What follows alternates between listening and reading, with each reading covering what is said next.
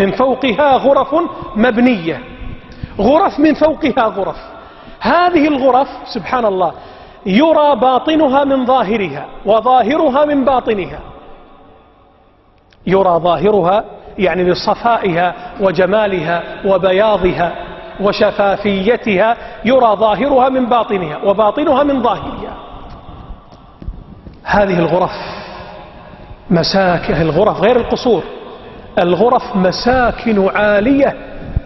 قال صلى الله عليه وسلم، استمع لهذا الحديث جيدا، قال إن أهل الجنة، مو أهل النار، أهل الجنة ليتراءون أهل الغرف، أصحاب الغرف، كما تتراءون الكوكب الدري الغابر في الأفق. يعني لو خرجنا في ليلة والسماء صافية صافية، تجد النجوم تتلألأ، ترى بصيص نور كالنقطة في صفحة السماء من بعيد، هذا الكوكب الذي يلمع. انظر إلى هذه المسافة الشاسعة التي بينك وبين هذا الكوكب البعيد في الأفق. كذلك أهل الجنة في الدرجات الدنيا يرون أهل الجنة في الدرجات العلى من أهل الغرف كما نرى الكوكب الدري الغابر في السماء، لتفاضل ما بينهم. قالوا يا رسول الله لمن هي؟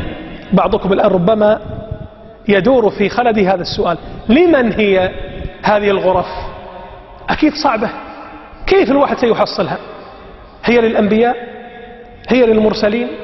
هي للصحابة للمجاهدين للعلماء؟ لمن؟ ثمنها سهل بسيط ميسر. ما هو ثمنها؟ قالوا قلنا لمن يا رسول الله؟ قال هي لمن أطاب الكلام، كلامه طيب، ليس بالفاحش ولا بالبذيء، ليس بالسباب ولا الطعان ولا اللعان، كلامه طيب. يا جماعة الخير هذا يحتاج إلى مشقة أن الواحد يكون كلامه طيب؟ أبدا، أمر سهل ويسير. يتبسم في وجوه الخلق، يدفع الإساءة بالإحسان، يعفو عن من ظلمه، يسامح من أخطأ عليه. قال هي لمن أطاب الكلام وأطعم الطعام، يطعم الطعام، ونحن الآن في شهر الإطعام والخير. قال وأدام الصيام، أدام الصيام، الصيام سهل إذا تعود عليه الإنسان يكون سهلا ميسرا.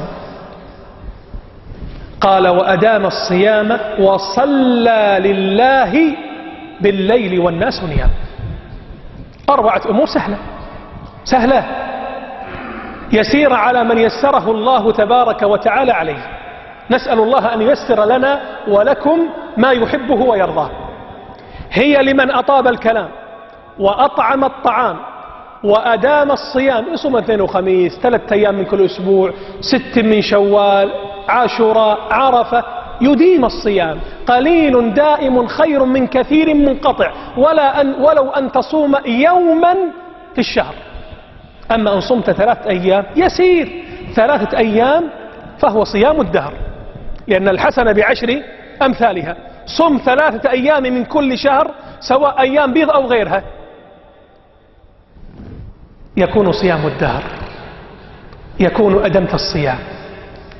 وصل بالليل والناس نيام، كل صلاة تصليها بعد صلاة العشاء، كل صلاة، كل ركعة تركعها بعد صلاة العشاء تعد من قيام الليل.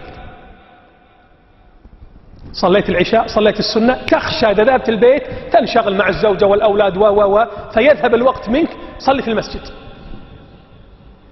حتى تضمن رأس المال، تضمن صلي في بلس. كل صلاة بعد العشاء تعد من قيام الليل. صل ركعتين. من قام ب10 آيات لم يكتب من الغافلين، ومن قام ب100 آية كتب من القانتين، ومن قام ب1000 آية كتب من المقنطرين، أصحاب القناطير. صل ركعتين في ظلمة الليل لوحشة القبور. إذن هذه الغرف لمن أتى بهذه ال4.